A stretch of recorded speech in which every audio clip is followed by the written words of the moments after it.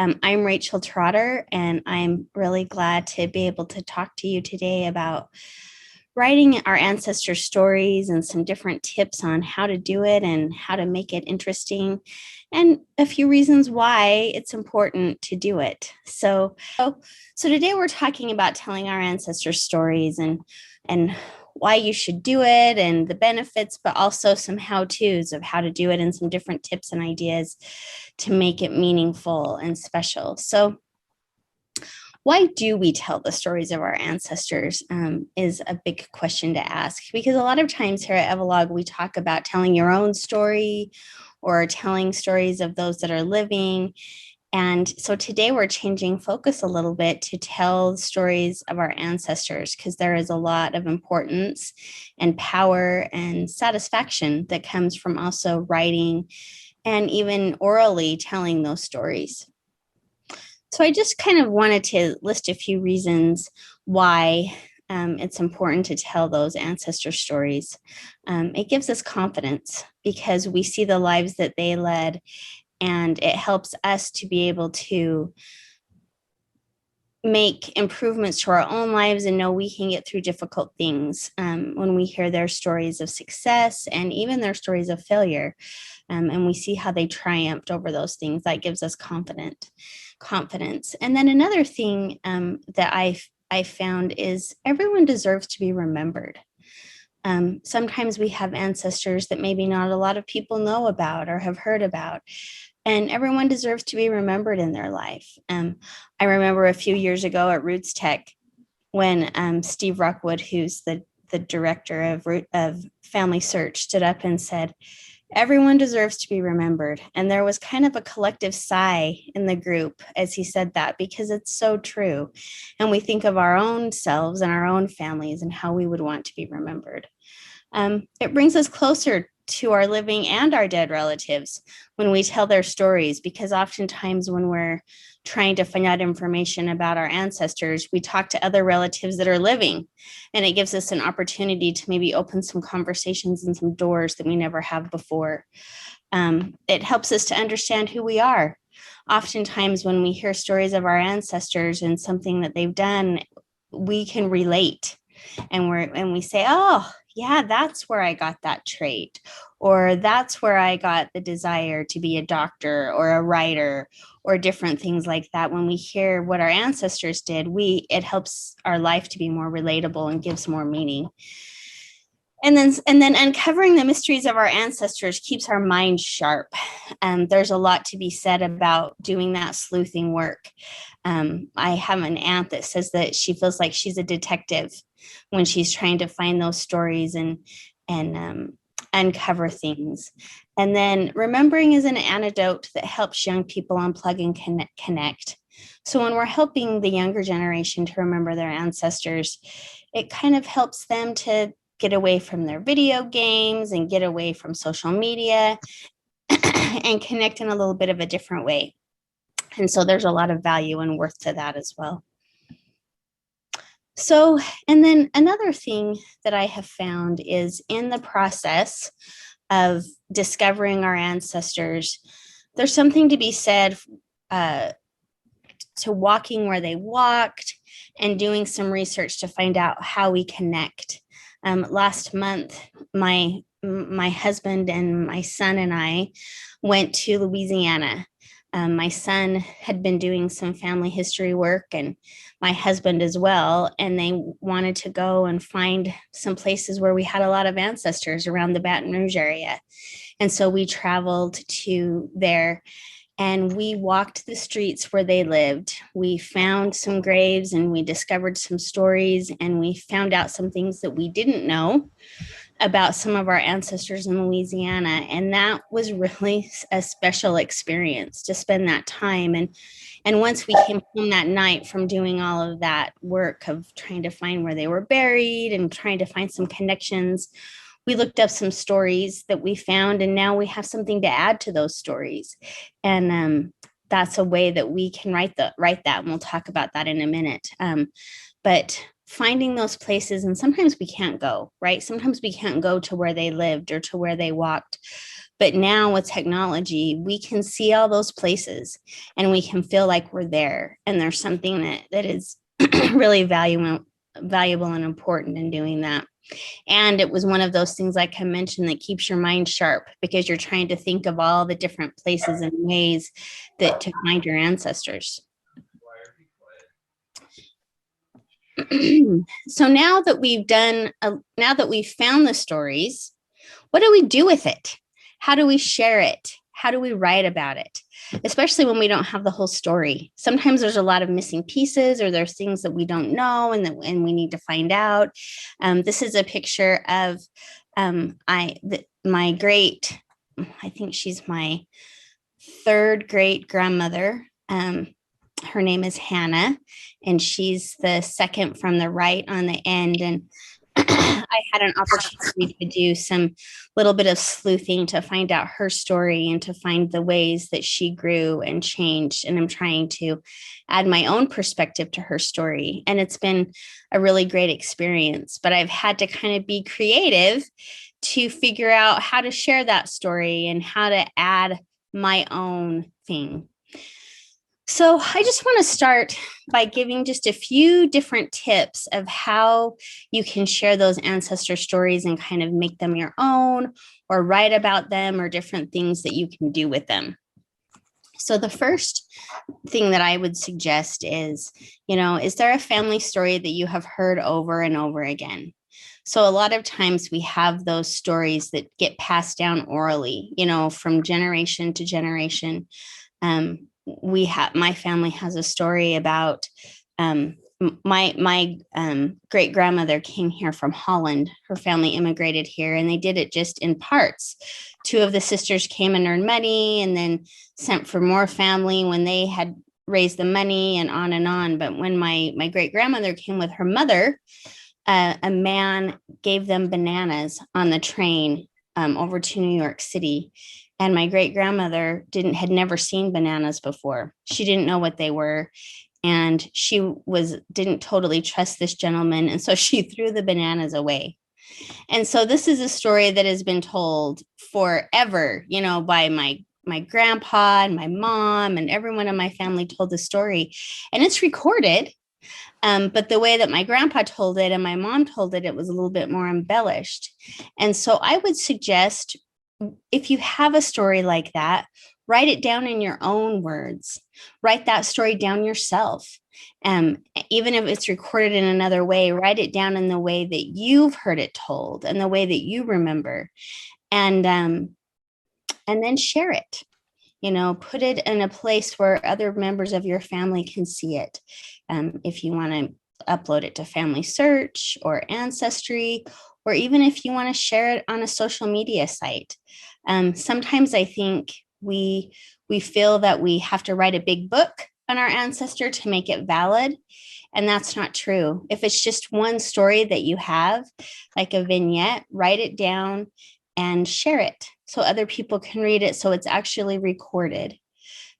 Or even if you feel like you don't have time to write it, do an oral recording of it so that you have it captured, so that it's somewhere, so that it doesn't get lost over time, because that would be a travesty if that were to happen. Another suggestion that I would have is, sometimes we have stories that are written down. They may be recorded in a old family book, or they may be on a family history site, or in different places they get passed from hand to hand. But they're not anywhere, like in the cloud, or anywhere that they could get lost. So I would suggest use today's technology to do some research, find out a little bit more about the story, to give it some historical significance, if you can, and add to that story. And that's something that I would really suggest doing as well. I also would, I'm trying to see who is a Tuscan. Who is not muted here, so that I can mute who's got one here. Anyway, I that is a really good way to add to your story. So, first of all, I would say if it's in a book somewhere, that's great to have it in a book.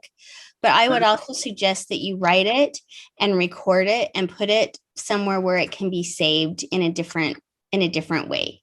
Because if you do that, it's going to be saved forever somewhere else, right? And then the next thing I would do is do a little bit of research. I have a client that I'm working with that is trying to find out some more details about a family member that immigrated to the United States. And she has searched a lot of records, and it's added so much to her story because she's found, travel records and different things. And that has been a great boon for her. So I would just suggest to try this other version and add more to your story that way. Oh gosh, I gotta go back here. Let's see here. Let me go back to where we want to be. Sorry about that. So I would also suggest to take the story and a lot of times we write things in the way that I was told this, or someone told me this, or from the research I've found, this is what I've discovered. And I think it's kind of exciting to tell the story using action words, like it is happening or as it's happening, and use footnotes or a preface to show your research or your personal thoughts. So if you were to say, for example, you could say, from the research I found, this is what you would originally write. From the research I found, my great grandfather came over on the ship America, and he traveled for 5 days. I think he must have felt really frightened to be traveling alone. Instead of writing it that way, you would say, Franz, if that was his name, was on the ship traveled on the ship America. He felt so frightened to be traveling alone, and he was stricken with sickness and illness. And then you can have a footnote, and down below you can say, this is the research. I found this research. He traveled on the ship America.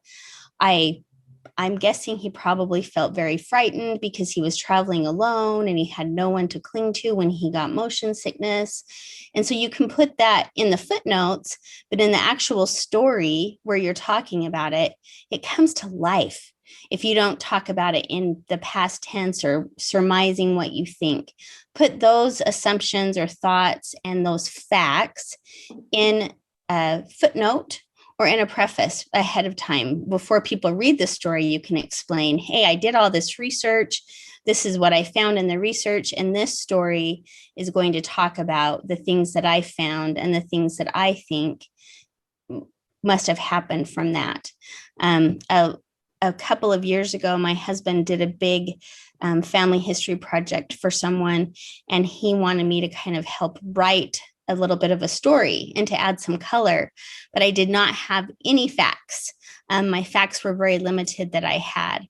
And so I had to kind of, based on the facts that I had to write and give it a little color. So in the research, we discovered that these two brothers had been in the Civil War and that they had fought in different areas, but were fairly close together. And also that they had traveled back and forth and gone home. And so I was able to tell that part of the story, just saying, they went here, they did this, and they fought close together. And this must have been very difficult. And so sometimes you have to go with what you have and do the best you can to write a story that goes with it. In the chat, someone said, write it as a historical fiction. And I think you for sure can do that. There's a lot of fun and excitement that can come from writing the information you have and telling people, hey, this is what I know.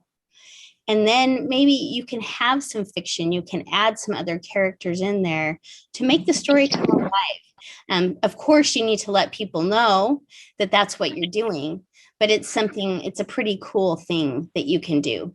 And so I would suggest trying to find some creative ways to make that story come alive if that's the kind of writer you are, and if that's the goal that you have. And whenever I touch my mouse, this is being very touchy today. So I'm having a hard time making this work. Okay, here we go. Oh, goodness. Okay, and then another really cool thing that you can do in this process is to weave their story into your own story. So a lot of times we're writing our own family, our own history. We're telling our own story. But if we weave our ancestors' story into our story, first of all, it teaches people about their ancestors when they're reading your story. And then it also kind of makes it relatable and really cool. So one thing that I found in my family history is that I grew up in Lake Tahoe. As a young child, I moved to Utah when I was about 7 years old. And I loved it. And it was a great and wonderful childhood and experience growing up there. But about 4 or 5 years ago, my husband and I discovered that his family were some of the people who homesteaded Lake Tahoe, who kind of started Lake Tahoe. And we found this whole book about it. And so we have this huge, big connection. And some of the things in the book talked about this casino where my parents met and married, and some places in this casino. And it's just this super cool story. So now we took my son and visited Lake Tahoe a couple of years ago, and we were able to go to the places that my parents lived and I lived, but also that his ancestors lived. And so we weaved that together into our own story. And it's a really cool way to write it and to think about it and to do it. Another cool way that you can use your ancestors to write your story is in writing your story about your ancestors is to use pictures to write the story. It's a really fun way to bring the story to life. So this is a picture of my great grandmother, and she is the one on the far right in the younger picture, and in the far right in the older picture. And I was able to write a little vignette story about her from this photo, because there is so much that we can glean from this picture. This was when a few years after they came to the United States from Holland, and these two sisters, and you can tell that they were very close and that they loved to shop. On the picture on the far right, they were getting ready to go shopping, and on the picture on the left, they were getting ready to go shopping. And it's interesting how we can see who they were and their flamboyance and their personalities, and maybe how they changed as time went by. We can see in the older picture, the sister on the left has a purse with flowers and adornments, just like her hat. Her hat in the right is flowered and adorned. And so we can glean that her personality, she liked to be adorned and she liked flashy things. Whereas my great grandmother, facts that I knew about her from my grandfather is that she was a very frugal person and did things out of necessity, not out of flamboyance. So her purse is really simple. Her hat is simple. Her hat on the right is more simple. And so there's a lot of fun that we can have telling a story from a photo. And sometimes gathering a bunch of photos helps us to create a story as well. And that's a really cool and fun thing that we can do too. So I would suggest gather up some photos. If you don't have a lot of stories, gather some photos and write some stories from those photos too. And then the other thing, and I kind of mentioned this at the first, you can record what you find orally as well. If you don't have time to write something big and do a big project, you can just record what you have. And that will be more than what you had the day before, right? So I would suggest just start somewhere. Here in Utah, our Pioneer Day is July 24th, and it's a big day that we celebrate our pioneer heritage here in this state, because that's kind of how Utah was settled. And so my mind and my heart is always turned to my ancestors during this time. And so I always try to find some stories and either make them better, or at least share them with my family, or record some thoughts that I have about them and kind of talk about them. Even when you journal, if you journal and you decide you want to share some ideas and some thoughts about your ancestors, there's some value to that. But what I would say is just do it. Don't hesitate. Don't feel like it's this big, overwhelming task. Pick something small that you can manage and start now. And I think you'll find as you start doing it, it's going to be much easier to complete the task as you go because a small project will turn into a big project before you know it, just because you started small.